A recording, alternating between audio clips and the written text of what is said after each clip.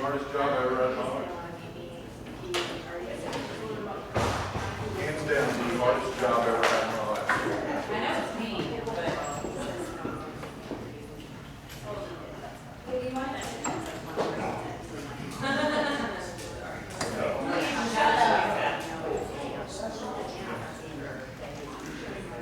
Where'd y'all stay at? You were right across the street from my place. I own a place at the Giant Club, which is right next door to the lodging. Right next door.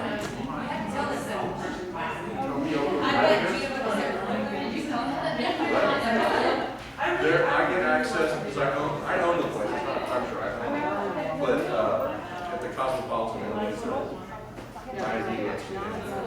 And any of my guests do. Well, we can get a lot of blocks from Texas. I was just stepping my foot into that nasty, scenic, really set pothole. Couldn't do that. At the end of every semester, I always go out. Sometimes even in between, like there's big events or something. This year, me and my wife went to Cancun instead of going there. Oh my gosh. We went to Cancun. It was nice. It was pretty cool. And then leaving, and then in about a month, going to England, France, Scotland. Take pictures of all the stuff. Oh yeah, no, I've never been to Scotland. I've been to many times. I used to speak fluent French. But I still speak. I bet you can say all that. But All that. yeah, there's a few. But you know, my son speaks very, very, very good French. So take pictures. Yes, he just picked it up a little bit. He was good at it. He was always very, very good. So, where's everybody? We got Nathan.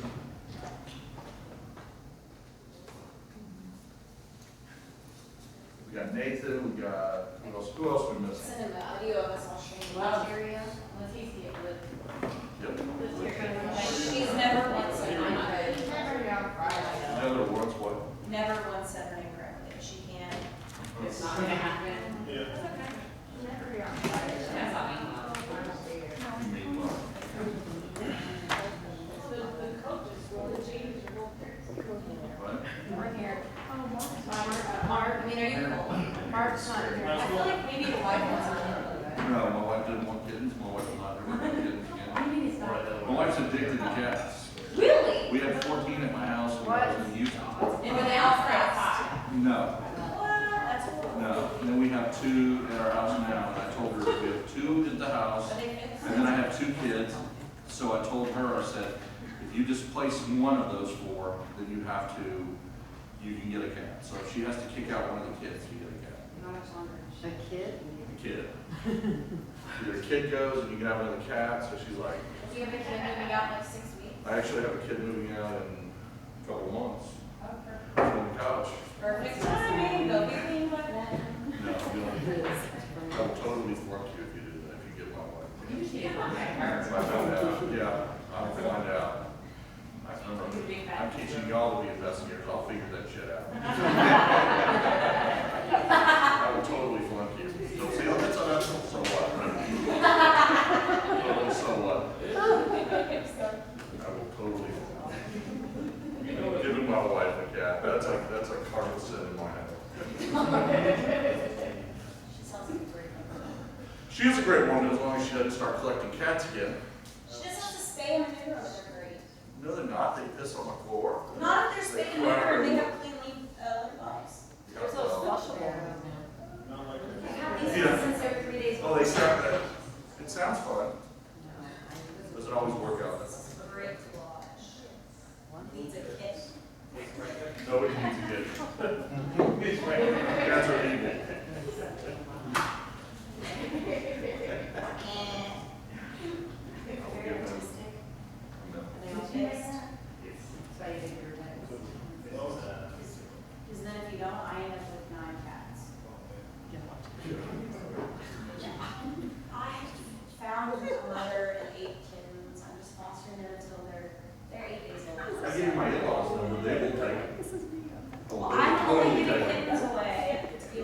They are good enough. They will. Anybody wants a kitten in about 6 or 7 days? Yeah. If you take them, I will flunk them, I will flunk y'all. You're not doing it. Totally. Cats are evil. I've got my own 2 cats. I'm not keeping any of those children. And I have 2 dogs and I have crabs. You go crabs. Oh. Yep. A flower. 2.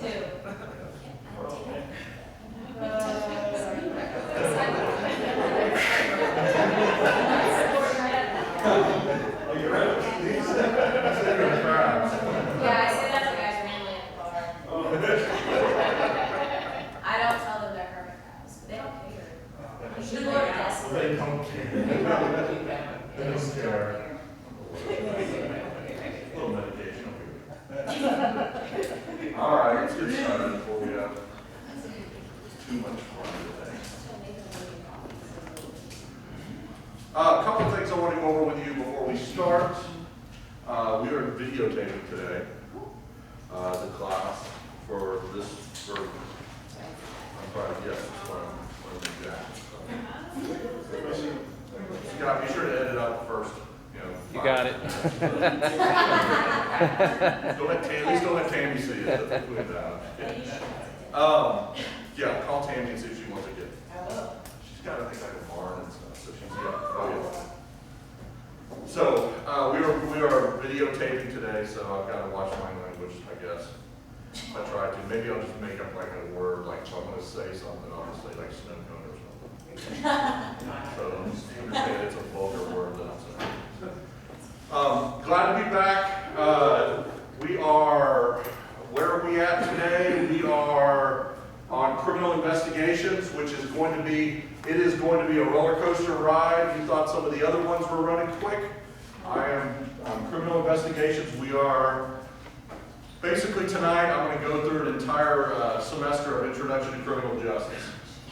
So, if you've taken an Intro to Criminal Justice, then you're probably going to be like, oh, that sounds familiar. And then by the time you blink, you're going to be like, oh man, that's the other class. Yep. So we're going to go through it pretty quick. I'm going to move through because I need to have you to have that foundation. Tomorrow, tonight, I'm going to go through all that stuff. Tomorrow, Bob Wall will be here. I will not be able to be here because I have something to do. I have another engagement that I had to take care of, so I won't be here. But it's okay. Next Friday, I'll be back. You'll see me again. Bob Wall's got a lot of great stuff to go over. You know, he's a retired police officer, and he's really good. This is what he does. This is criminal investigations is what he does. You're going to get a lot of great information from him on stuff like that. And then the third week, you get me both days. So we will be ready to go and push through this. Any other questions, any comments? If you want to talk about the assignments that we've had in the past, like ITR and stuff, we'll do that on a break. We definitely can do that or anything else. So, okay. Any other questions, any comments, anything? Everybody ready to go? Is there good information in? Okay. All right. Criminal investigations. A couple things I want to make sure that everybody understands when we talk about criminal investigation. What is it? We talk about the police. We talk about the role of the courts, and we're going to talk about the role of corrections within the criminal justice system. I'm going to explain to you about the system. Within the side of a system, there's smaller components. Each component makes up a part of the system, okay? So everything we talk about, there's a little piece of this system. Now, the system has its flaws. I'll be the first one to tell you, somebody that has 4 degrees in criminal justice and that type of field, in this field, I'm probably the most critical of it. Most criminologists are very critical of the criminal justice system because it does have its major flaws. But the good news, guess what? Our role in it is extremely important. The role of the private investigator in the criminal justice system is extremely important. And I take that real seriously. You guys have known me since the beginning of the program. There's a lot of things in this field I take very personal. And when you're working with people who have been charged with a crime, it's a very serious endeavor. And I want to make sure that you're prepared to work with these people because essentially, as much as we don't really want to say it, their life is in your hands. There are things you can do that can cause serious damage to that. Okay? So I want us to take that take that role, but I want us to take that role seriously. So, kind of start out, like I told you, what we're going to talk about is what is the criminal justice system, and then next week we're going to get more into the procedure types of the system. And then the last week we're really going to spend time in integrating in how does the PI integrate into that stuff, okay? On Dropbox I put in today, thank you Kathleen for helping me get through that. It's on Dropbox I had week 1, week 2, and week 3 worth of materials. I want you guys to start going through that and look at it, okay? Because I know in some of your classes you've probably gone through the court system, and some of your classes you've gone through some of this stuff, but we're integrating this into the criminal legal system. Okay? All right, does that make sense? So, going back to what I said earlier about the role of the role of the investigator is we are investigators for the defense. Okay? Sometimes people think, well, defense, how do we become role? Are we working for the state? No, the state has police officers. The state has DA investigators that work for. Our role is to work for the defense. When you think about things in the news, some ideas in the news, like a good example would be, what about that young man that was sentenced to prison for 6 months in Stanford for that rape? It's like, how can we help people like that? What is the role? I mean, how can I morally help somebody like that, you know, that's in the system? Here's what I want you to remember. It's not about advocating for what the individual did. It's about advocating to make sure the system works. And you're going to hear me talk a lot about preserving the role, the integrity of the system. That is your job.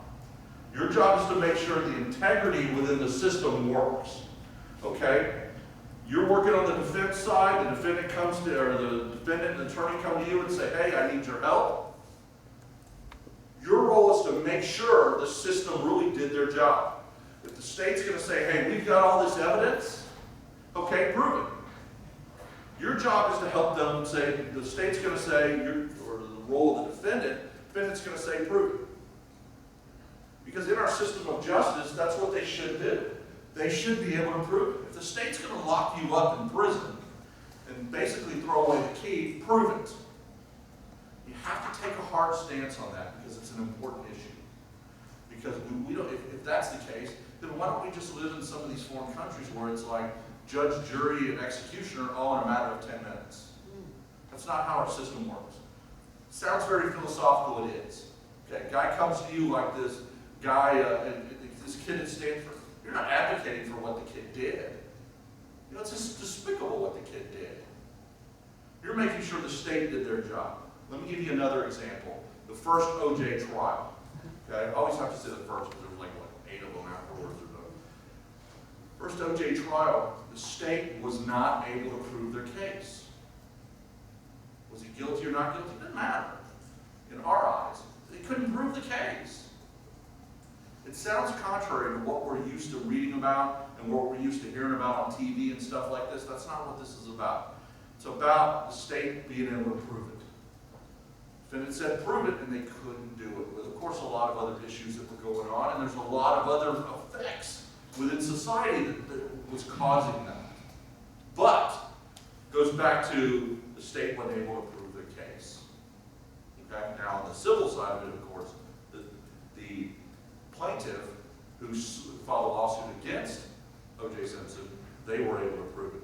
Because the burden, and you're going to hear this later on, probably next week, was less. You don't have to have as much proof. Okay? So, think of it that way. Think of it as your advocate, and essentially when your role is, when you're hired by the defense attorney, and he comes to you or she comes to you and says, hey, I need your help. I've got this client who got charged with killing his wife, killing her husband. Okay? You're not going to sit there and go, okay, I really, what you did was the right thing. No, that's not what we're doing. We're not advocating for what they did. We're going to be like, okay, what does the state have? What evidence does the state have to prove that you did this crime? Okay? And then your role is to make sure that they can make their case. I kind of hate, I hate to say this, but I don't hate to say it, is There are times when I've had clients who were just freaking most despicable people in the world. But you would sit there and listen to me going, wow, he's really up there making a case for why this guy needs this or whatever the situation is. Or wow, he's really on that guy's side. Because yes, I'm supposed to be on that guy's side because that guy, whoever that despicable person is, even this guy at Stanford University, needs somebody on his side. Because we just can't let the state run them up. Because if that's the case, then they'll just go, okay, fine. Or hey, I'm accusing you of a crime. Boom, lock you up in jail for no reason. And then we'll just figure this out later on. Our juvenile justice system was created out of that. Our juvenile justice system was created out of the idea where a judge could just say, you know what, if I feel that you're a menace to society, I'm going to lock you up. And if I'm going to lock you up, there's no due process. There's no due process. We're just going to lock you up, and we're going to keep you locked up for a period of time. And, you know, until the judge, decides we're going to let you out. Because the role of the judge is to act in what's in the best interest of the child. And the best interest is just keep him in jail for as long as I feel he needs to be in jail. Okay? Wow. It sounds very draconian. It sounds very almost like Stalinist Russia. No, that was the 1960s. Okay? That's what they did. That's the way the court system worked during that time with juveniles. There was no due process. And what happened is it took a series of lawsuits to come in and somebody to get sued to determine, well, this was not happening. Okay? There has to be a due process for people brought into the criminal justice system. There's a wonderful court case, which I'll talk about later, called Gault, G-A-U-L-T, and read Gault, which essentially was a kid who all he did was call somebody on the phone and just harass somebody on the telephone. Just call on names, call things like this. The judge said, you know what, you're a menace, I'm going to put you in jail, and kept him in there for months after months after months. Just because he made some serious phone calls, because the judge felt he was a menace. There was no due process. Galt, the what? Henry Gault. N-I-N-R-E, Gault, because it's a juvenile case, it's Okay, Henry. okay. What year was that? 1960, early 1960s. So, think about our system in that context, that a person is charged. They're charged with a crime by the government, and essentially it's not, we're going to take money from you, it's we're going to put you in prison. And their goal is to put you in prison. You know, maybe somebody in here, maybe somebody, you know, somebody on the outside who's ever been accused of it. It's a very, very, very, very scary thing to have the might of the government to be able to come down and do that. So, what's our role? Our role is to make sure that all the due process has been followed. You know, when you get out there, you'll start to see some private investigators who will say, oh, I was involved in, you know, all these cases that involve not guilties. I got 10 not guilties, me and the lawyer got a bunch of not guilties. I don't look at it that way. I look at it was, what did we do? You've heard me say this before, in the best interest of the client. Did you act in the best interest of the client? Okay? That's what our role is to do. Sometimes it's to give bad information. I couldn't tell you how many times when I've walked up to the defense attorney after doing my research and come back and go, we're screwed. We got problems. Now, based on that information, the defense attorney then can go to the government and go, let's talk about a plea bargain. Or he's got some issues that we need to have psychologically evaluated because he's never been looked at before in the past. You know, then we call Kathleen's employer and say, hey, we need help on this. We need to find out what kind of problem this guy has. We need to look at that. There was a case many years ago that I worked on. It was a guy who was a serial killer. And I found out in his past, it was never addressed, that when he used to play track and field when he was a kid, he got hit in the head with a discus. If you've ever seen that, you know, I'm not a neurologist, I'm not a brain specialist, but that can do some damage. That could cause some problems. Now, does that say, okay, well, you know, oh, that doesn't excuse what he did? No, but it helps understand what he did, and then we can deal with that on a punishment-related issue. Okay? Does that make sense? So that kind of gives you a little overview of kind of what I'm talking about and what our role in the private investigation industry is for the criminal system. So, let me talk about what is it we need to know. You need to have an understanding of the system and what the system's about. The system does have its flaws. We're going to talk about some of those flaws. We also need to understand the processes, step-by-step process. Meaning, when a person is being investigated, what are the investigators thinking about? What's going through their head? Meaning, what's the police department, when they look at a case or they open up a case, what are they thinking? We're going to kind of go through a little bit of that. We also need to know what happens when that case gets into the system. Okay? Because when that case gets into the system, such as, and I mean in the court system, it's not being done investigated. It's still being investigated. The DA's office, district attorney's office, who's prosecuting the case, has investigators who keep looking for information. Okay? So they're constantly looking for new information.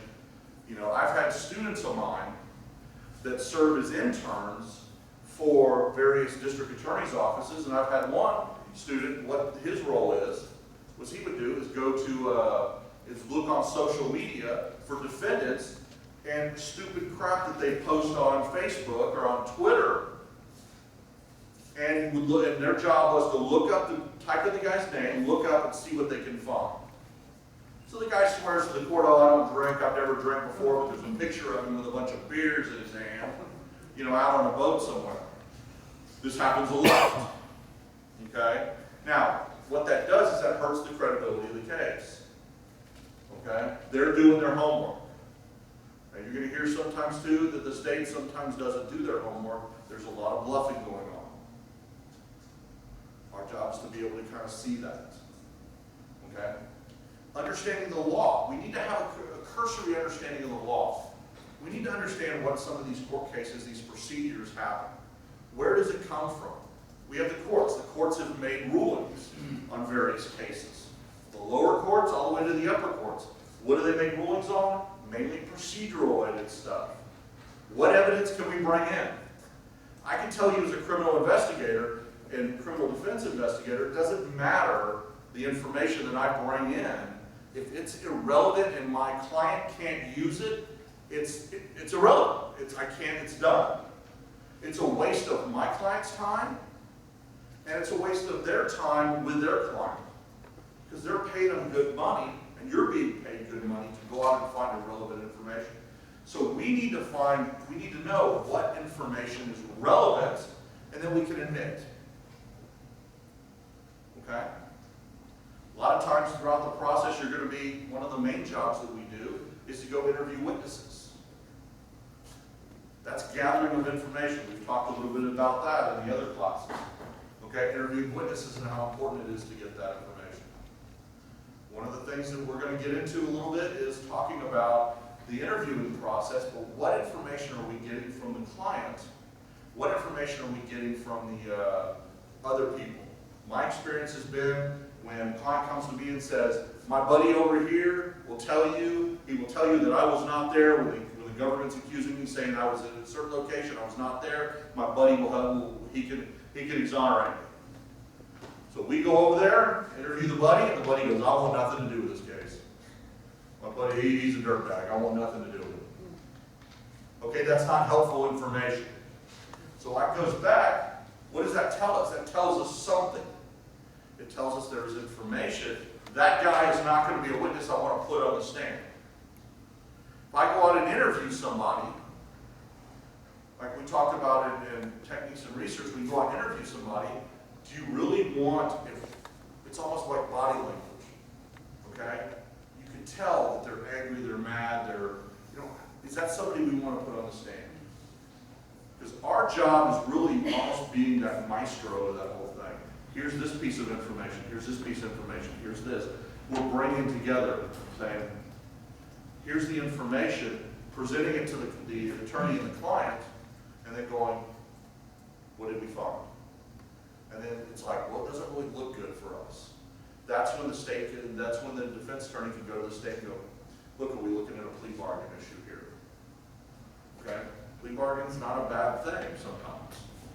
because sometimes it can help the system move cases through. Because if not, if you had a case right now and you were arrested for a DWI tonight, if we had a system where we didn't plea bargain cases, you'd go to trial under DWI in about 5 years. Is that really fair? Is that how our system works? No, that's not how our system works. That's not how our system was created. It was created with you're charged with a crime, and then the punishment has to have some sort of relationship to the crime. Meaning it has to have the kick go like on forever. Okay? So, giving you an understanding of the law, I want you to have kind of a cursory understanding of it. I want you to have an understanding of where to go look for things.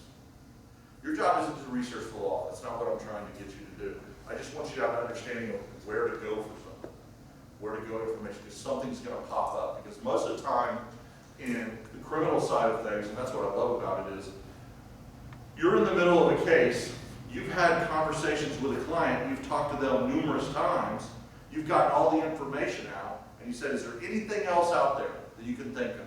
No, there's not. Then all of a sudden, an ex-girlfriend or ex-boyfriend pops up.